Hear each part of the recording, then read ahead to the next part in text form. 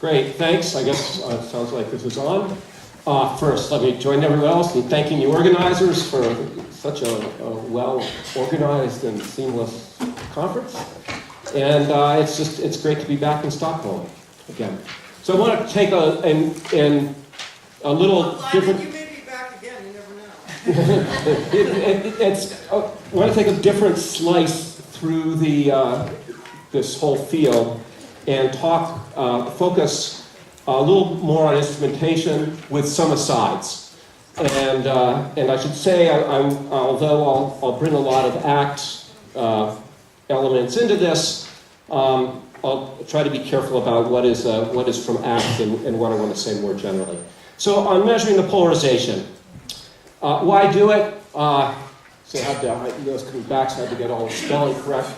So there are lots of reasons, right? This is a slide to remind you that you should really support your local CMB group. It's fantastic science, and it will be so for a long time. Of course, there's the primordial B modes, gravity acting on a quantum scale, which we've heard about. Independent, through polarization. I'm focusing on polarization here. An independent, fully independent assessment of the cosmological parameters. That's really important, right? Here they are, there's still some tensions. We'll get an independent set because the physics, at least the polarization, is different than the physics that produces the temperature. And a great example is H naught. And just, this is for Sylvia, a little expanded listing here of where we are. So this is just, these are just CMB experiments up to here, based on, so this is H naught versus experiment. So the most, except for Hinshaw, all within the last couple of years, their assessments. And you can see, so here is the recent all result up here, and there's still a fair amount of scattering. And the main point here, and these are a mixture of based on temperature, and just temperature anisotropy, and some, at least for us, is temperature plus polarization. The takeaway message here is that these error bars in about 2 years' time, 2 to 3 years, will be down to roughly half a Planck error bar, if everything is consistent and holds together. Okay?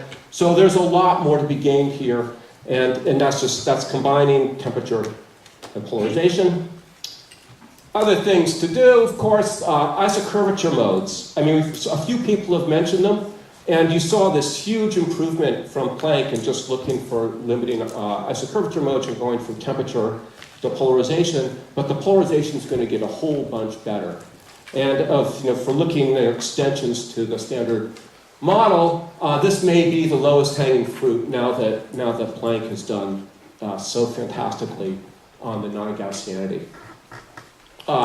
Testing GR through the growth of structure, as we saw through a number of these related to lensing, right? As we fill out this picture from the surface of last scattering down to us with this lensing kernel having this broad support between a redshift of 0.5 and up to 5, we can really start to piece together the whole picture of structural formation. Calibrate LSST with lensing. We're all working on getting the mass biases for quasars, radio sources, for calibrating the masses of clusters, things like that. We'll get another assessment of the ionization history. We can do that just from comparing EE to TT. And who knows, I had to correct this. Mike Turner told me where the dash goes. The axion gauge field gravitational leptogenous, who knows, right? Who knows what we're going to find? So it's really exciting. It's a great field. So this is just a picture here in the last few years of the progress. There's fantastic development. For those of you who like to think, if you make the measurements, you usually don't think in terms of power. You think in terms of RMS or the level of the signal in the maps, and there are the levels. You can see down here at large angular scales, bicep/keck is still the best game in town right now, and they will probably be there for a while. which, to someone like me says, they need some serious competition, more than me. A lot of other people think that, and hopefully they'll get it soon from a whole bunch of fronts. Here is an assessment, and I want to focus, and a lot of what I'm going to do in the next few slides is focus on the ground, but just to remind you here, there's, of course, on the satellite, there's Pixie, Lightbird, that F means a future version of Core, but on the balloons, you hear about Spider, there's EBEX is working on Piper, LSPE, and then in development, I'd say on the ground or finishing up are these experiments. But I want to focus on these 5 because these are all in the process of or have exceeded the sensitivity of Planck, just in detector sensitivity, in instrumentation sensitivity, right? And they're going to be observing for a long time, and they can focus on small parts of the sky. That's really impressive, right? And that's from this great, from lots of work on the experiments, on the experimental front. So here you saw part of this from Blake. Let me see if I can get it to go here. And I'm going to. So this is now the ACT neighborhood, as I'll call it.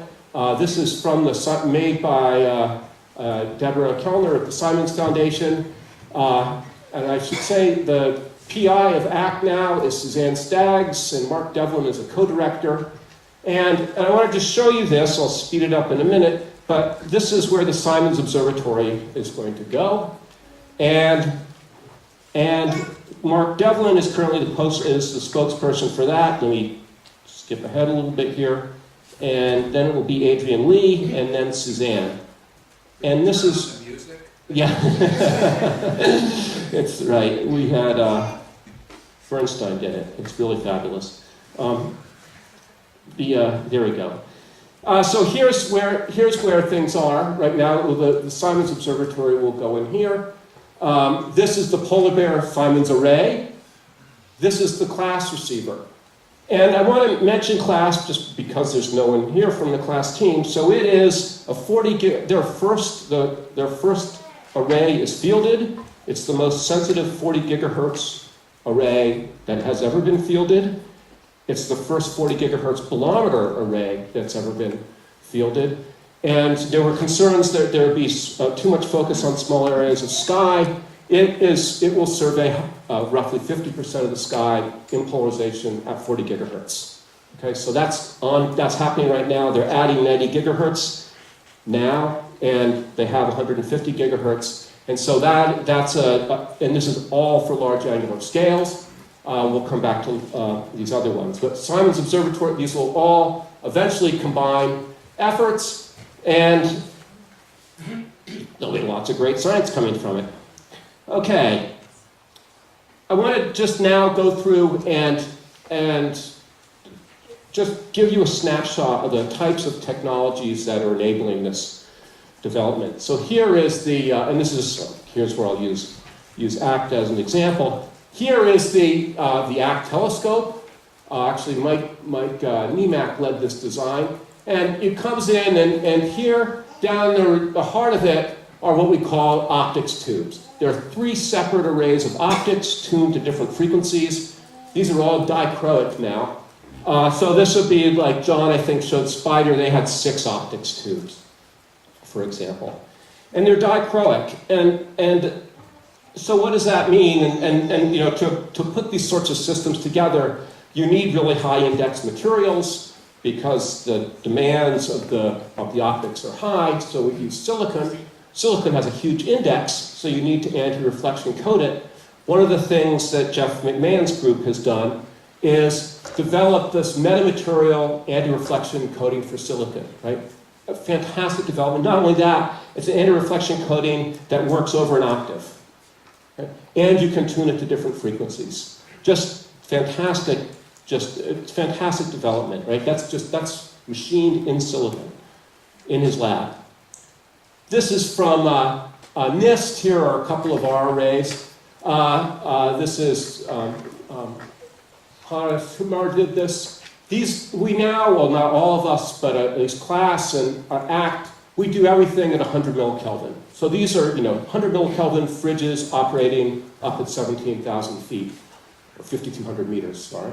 And this whole stack of materials, so these are feed horns that guide the radiation down onto those are the feed horns there, they guide it down to detectors with really sophisticated electronics all the way down there.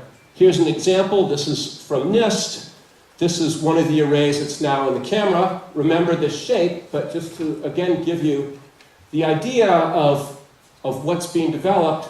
This is, so one detector, if you will, measures two polarizations. One comes in there, one comes in there, and each polarization is split into two frequency bands. Okay, so that all happens bolometrically. This is all at 100 or 90 millikelvin, right? So pretty amazing stuff. You're wondering, this is a real photo. Why is it pink? Well, that's because it's on bubble wrap.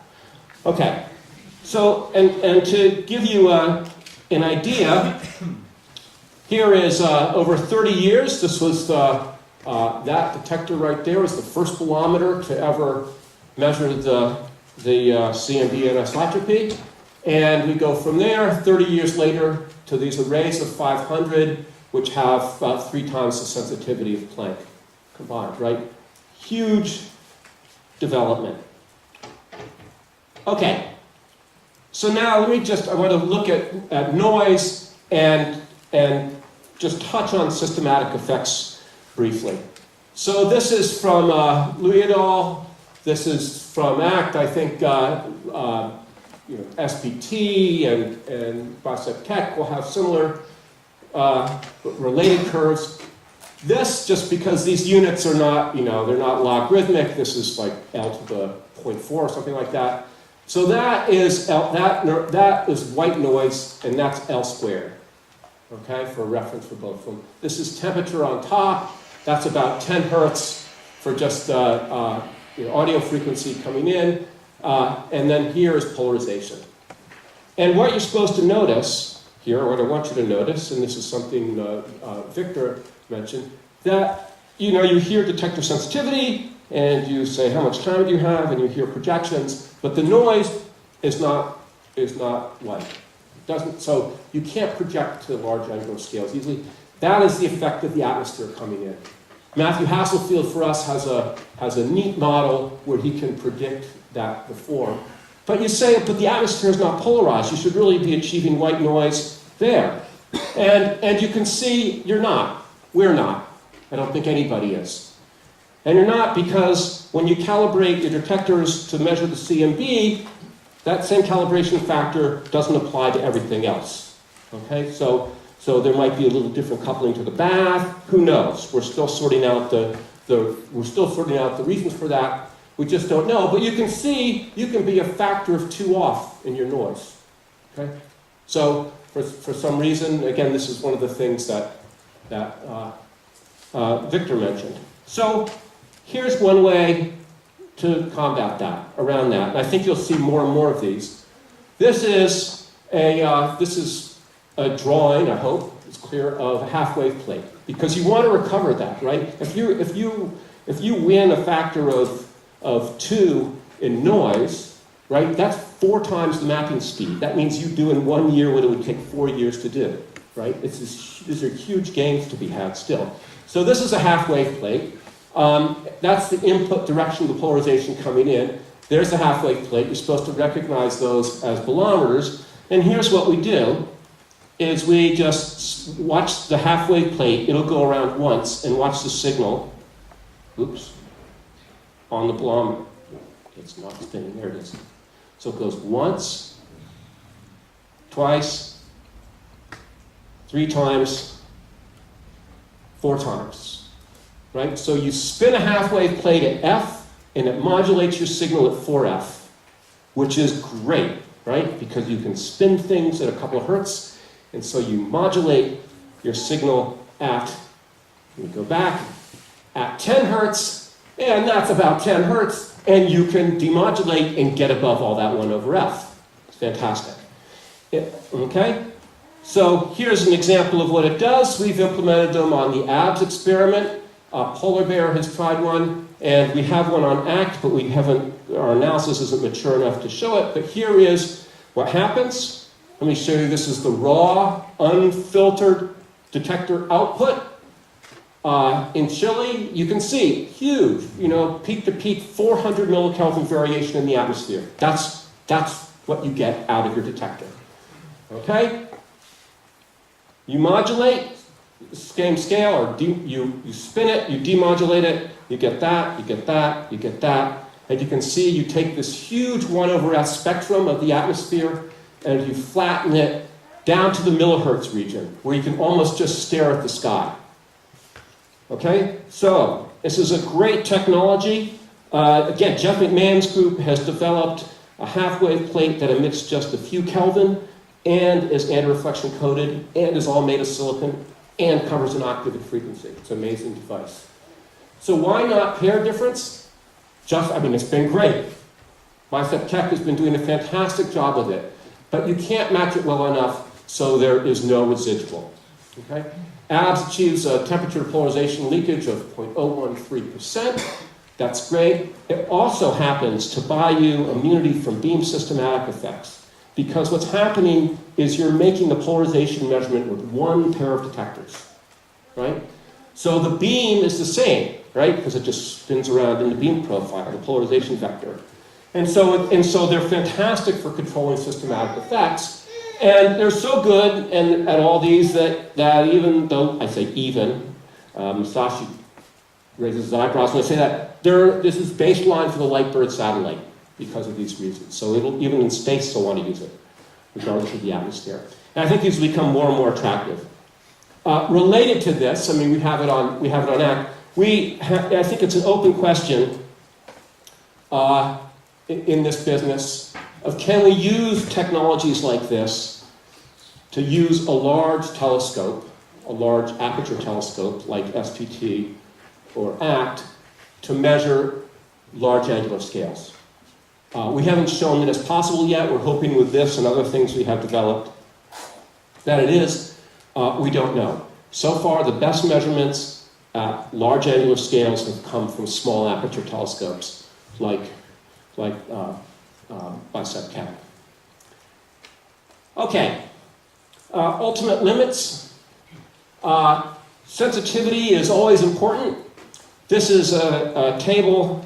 Actually, John and I did this separately. John did a much more careful job than I did and really worked things through and considered the ultimate sensitivities per detector from the ground and balloons and the satellite to see how well one can do with realistic assumptions.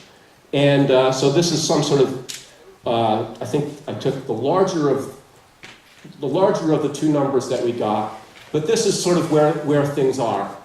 And again, focusing on the ground. So this is the top line is achieved. That's my rough guess at where the class experiment is. Sorry, here's what's been achieved at these other frequencies. Here, modeling receivers, which John has done a ton of course, for Spider. These are fairly realistic best things you can do. Okay?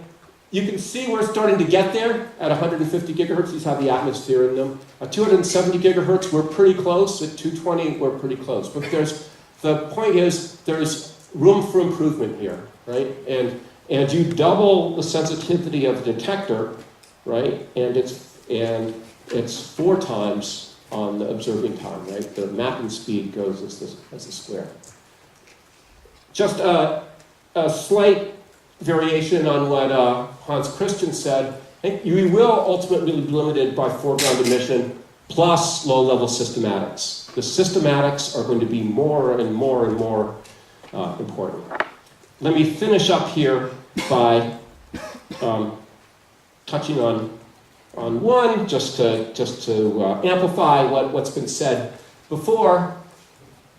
Again, on systematics, the importance of component separation, and all these simulations we're seeing is is, we see projections of getting to 0.0r of 10 to the minus 3, but that's, no one has ever simulated a sky that complex that I know of, right? The simulations just don't have the full complexity yet. And that doesn't mean we won't get to 10 to the minus 3, right? You make improvements and you figure out what's going on, you make better measurements and you figure out clever things, right? That's what we all do. But we have to be careful when projecting about when we'll get there. This is from David Alonso et al. This is the part of the sky that is accessible from Chile, in green here, and these are sort of the best mass. There's accessible from the South Pole. These are equatorial coordinates. Here's an overlay of sky coverage, and so you can see, BICEP covers a especially clean region and goes out there. Spider, that region, and then ACT is covering this large region. Just remember, M, to relate the colors to the power spectrum, that's top is bad, middle is, and best is top, middle, best. A mixture of qualities and places. Okay, but that's what we're looking at in terms of coverage. This is what that means for foregrounds, right? So you should look at this and say, okay, those TT and EE measurements have to pay attention. That's a line for TE. Here is EE and BB for polarization in the T and M regions. And you can see we do have to worry about that already. We think about it and we make numbers. And there is, zooming in at the largest angular scales, where BICEP Tech has done so well. So, of course, this is the name of the game. So these are. Let me just finish up with at least my thoughts on this, which are, I think, not quite universally shared, but I think there's not too much disagreement. What we need for a convincing detection of B modes. And I think the first point is probably the one that gets the most discussion in our community, is that you need independent experiments. I don't think anyone's going to believe any one experiment no matter who does it. And I think that's true for limits. I think you need independent analyses. And of course everyone combines in the end, but you need something independent. It's just so important. Atlas and CMS are a great example. You need, what if this is non-Gaussian, right, as we've heard? You need multiple patches of the sky. Chile is fantastic for that. We shouldn't be drilling down in one place. Okay? It's not that it's bad to drill down in one place, but the big plan can't just have drilling down in one place. And we need multiple regions. And of course, it's an ambiguous measurement of the frequencies. The small aperture telescopes, especially the BICEP Keck, has shown there's a path here. We'll see what happens with large angular scales, but we'll need them just to get good resolution at 30 gigahertz, and of course for all that other great science on the first page. So let me stop there and thank you guys.